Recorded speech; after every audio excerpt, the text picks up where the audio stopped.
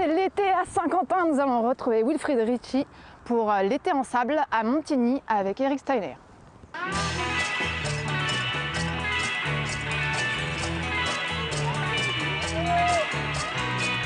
Bonjour, bienvenue pour le 7-8 été. Nous sommes à Montigny, le Bretonneux. On aurait presque l'impression d'être en vacances, en bord de mer, avec tout ce sable à proximité.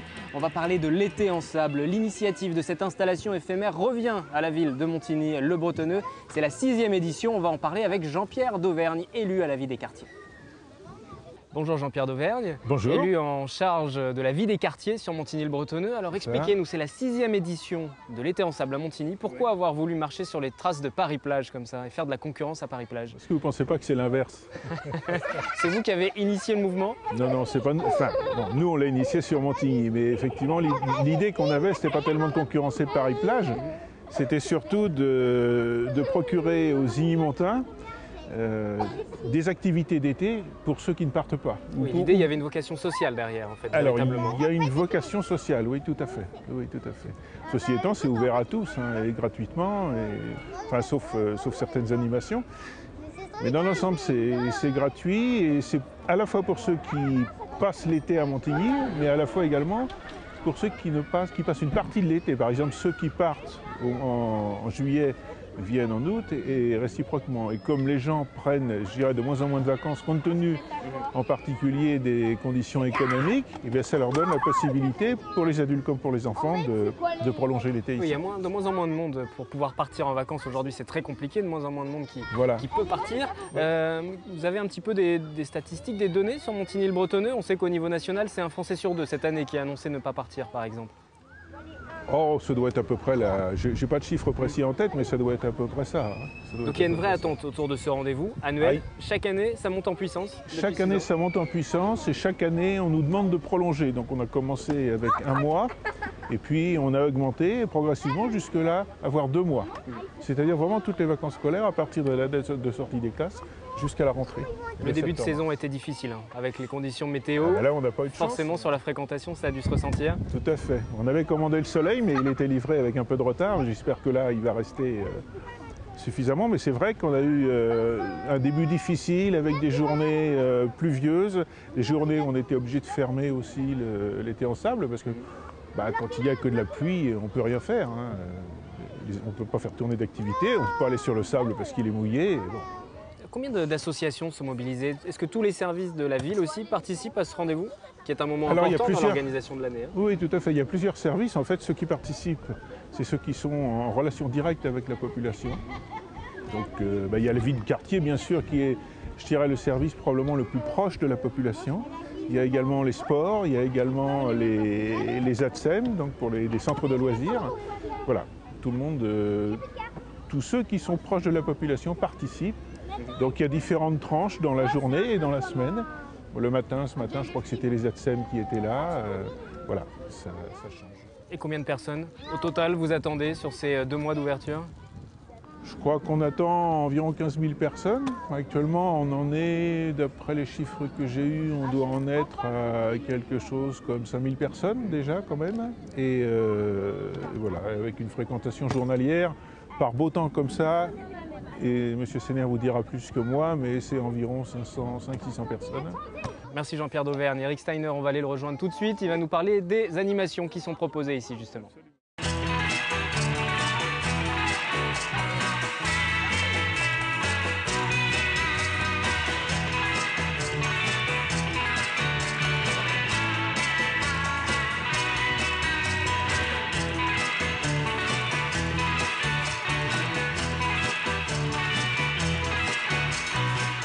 Toujours à Montigny-le-Bretonneux pour cet été en sable 2012 avec Eric Steiner. Bonjour. Bonjour. Vous chargez de l'organisation, vous chapeautez cet événement. Alors quels sont les moments forts de cette édition?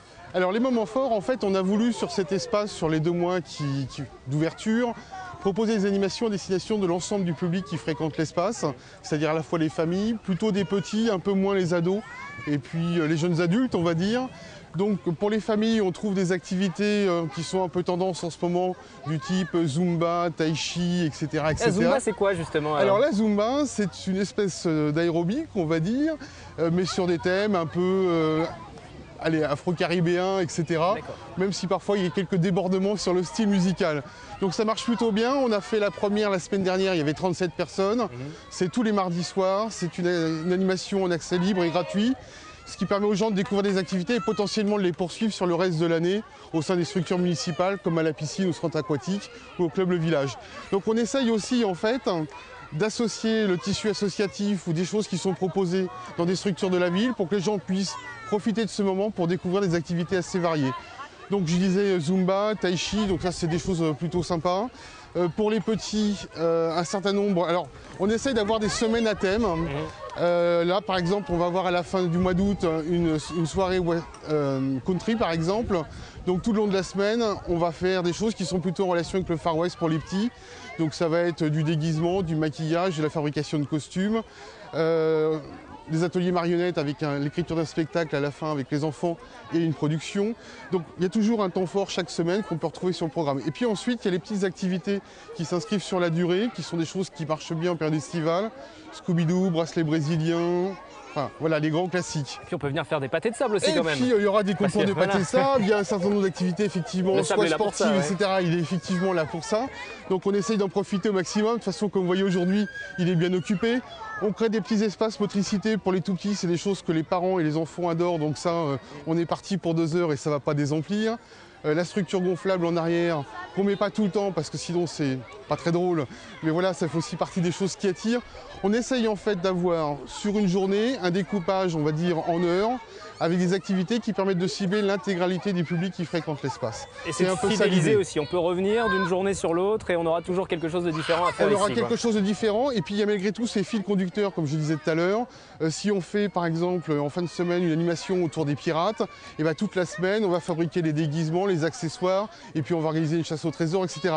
Donc il y a cette espèce de fil rouge, mais si les enfants ne sont pas là tous les jours, c'est pas très grave. Ils peuvent se raccrocher au wagon assez facilement. S'il y a un moment à ne pas manquer, si on ne peut venir qu'une seule journée, ce serait laquelle alors ?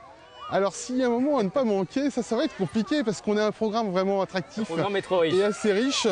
En tout cas, l'animation qui vous séduit le plus. Peut-être vous viendriez si vous n'étiez pas en charge de l'organisation, juste pour le plaisir. Alors, si c'était moi par exemple, je viendrais volontiers pour les échasses urbaines. Parce que tout à l'heure on disait, c'est vrai qu'il n'y a pas grand-chose forcément pour les ados. Malgré tout, on a voulu des moments pour eux, mais qui sont aussi des moments pour les parents. On aura une fin de journée dédiée au foot freestyle par exemple, avec initiation, démonstration, etc. Et une autre journée dédiée aux échasses urbaines, c'est quelque chose d'un peu ludique, qui peut se pratiquer sur le terrain multisport derrière où il n'y a aucun risque de se faire mal. Voilà, ça c'est des choses que j'aime bien. On a 2 soirées thématiques, une le 27 juillet qui sera une soirée avec repas, spectacle, initiation, danse sur le thème afro-caribéen et une autre le 22 août si ma mémoire est bonne autour du country. Voilà, ça c'est des soirées qui marchent super bien, on fait 70-80 personnes. Si le temps s'y prête pas, mais je suis sûr qu'il va faire beau, on pourra toujours se replier dans le gymnase. Ici, il faut y croire. Le soleil est arrivé, alors le soleil est arrivé, donc il faut y croire.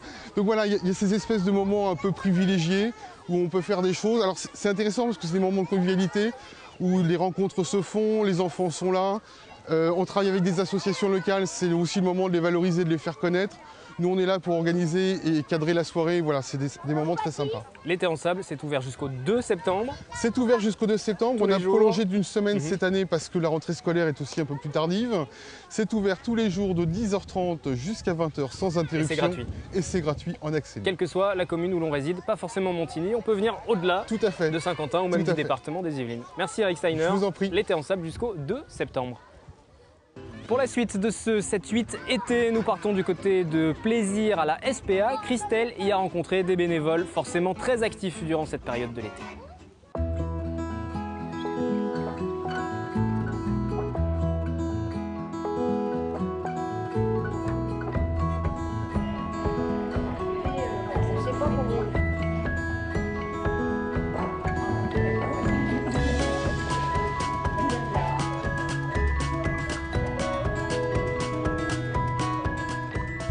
Comme vous le savez sans doute, c'est en période estivale que tous les animaux sont abandonnés. Et la SPA de Plaisir, Apolline, a bien besoin de bénévoles pour les aider à garder tous ces petites bêtes-là avec des trognes mignonnes. Alors je vous invite à découvrir la SPA et puis faire des vacances utiles en venant aider l'équipe de Sainte-Apolline. Bonjour Marie-Laure, merci de nous accueillir dans votre nouveau centre tout beau, tout neuf. On s'est installé dans le nouveau refuge depuis le 18 juin, donc c'est tout récent. Et donc combien d'animaux vous pouvez accueillir? Nous avons là actuellement, nous avons une centaine de chiens et 150 chats à peu près. Le centre s'est agrandi, mais pas l'effectif. Alors on a eu une personne supplémentaire, mais bon voilà, on a le double de travail, donc c'est assez dur, on a des journées bien chargées. Et comme on est en été, on a beaucoup de pensionnaires, donc là c'est un peu dur. Mais on le sait, l'été c'est toujours très très dur.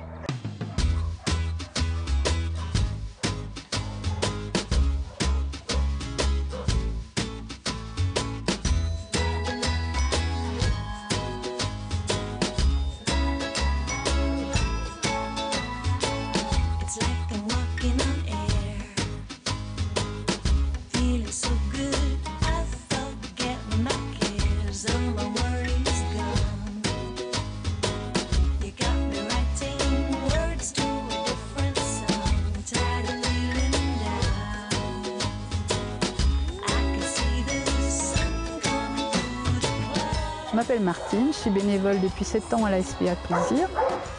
Et je viens la semaine, puisque bon, il n'y a pas trop de bénévoles la semaine, beaucoup plus le week-end d'ailleurs. Donc c'est vrai que les filles ont besoin la semaine. Voilà, donc comme je suis dispo. Donc vous faites quoi en tant que bénévole? Eh bien, le ménage, la nourriture, pas trop les soins, puisque je ne suis pas apte à faire ce genre de choses.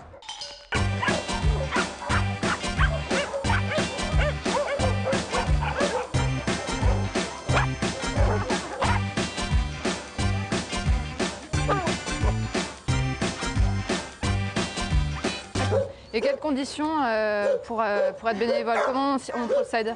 Alors, on fait remplir un dossier de bénévolat pour être aussi assuré, parce qu'on travaille quand même avec des animaux, donc il y a toujours un risque de morsure voilà, donc il faut quand même être assuré. Et puis, il faut quand même être assez grand. Si, par exemple, des jeunes de 14 ans doivent être accompagnés d'un adulte, on ne peut pas comme ça, nous, les garder sous notre responsabilité. On est déjà très débordés, donc on n'a pas forcément le temps de s'occuper d'eux.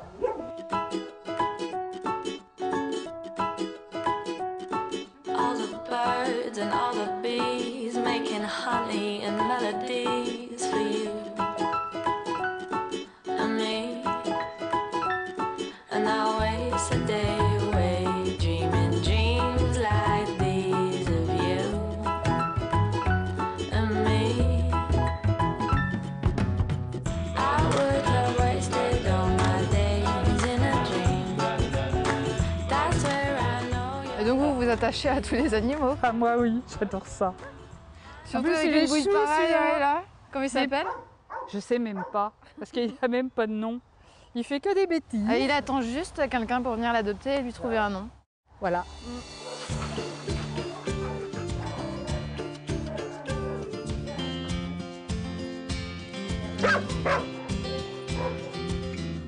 Et donc vous êtes à la recherche cet été, mais tout au long de l'année, de bénévoles. Oui, tout à fait. Les bénévoles nous sont d'une aide très précieuse. On en a beaucoup, mais les bénévoles viennent quand ils peuvent, quand ils ont la possibilité de venir. On en a en semaine, on en a le week-end. Ils sont les bienvenus parce qu'ils nous aident à faire notre travail. Et du coup, nous, si on a du temps à consacrer pour les adoptants, ça nous permet de mieux faire notre travail. D'accord. Et en quoi consiste donc l'aide qu'ils peuvent vous apporter? Un bénévole vient à l'origine quand même pour faire ce qui lui fait plaisir. On ne lui impose pas. On a des bénévoles qui viennent juste promener les chiens. Enfin, c'est pas juste, mais ils viennent promener les chiens. En forêt juste à côté. Voilà, et parce que, ils ne veulent pas spécialement faire autre chose. On a des bénévoles qui viennent nous aider pour le nettoyage, donc au niveau des chiens, donc ça nous aide aussi beaucoup.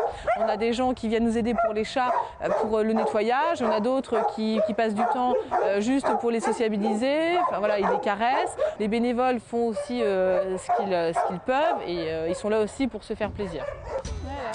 Je veux aller par terre, je veux faire le trou par terre. Et donc maintenant, nous partons à la ferme de Galie où Rose va apprendre à Wilfried à faire du pain.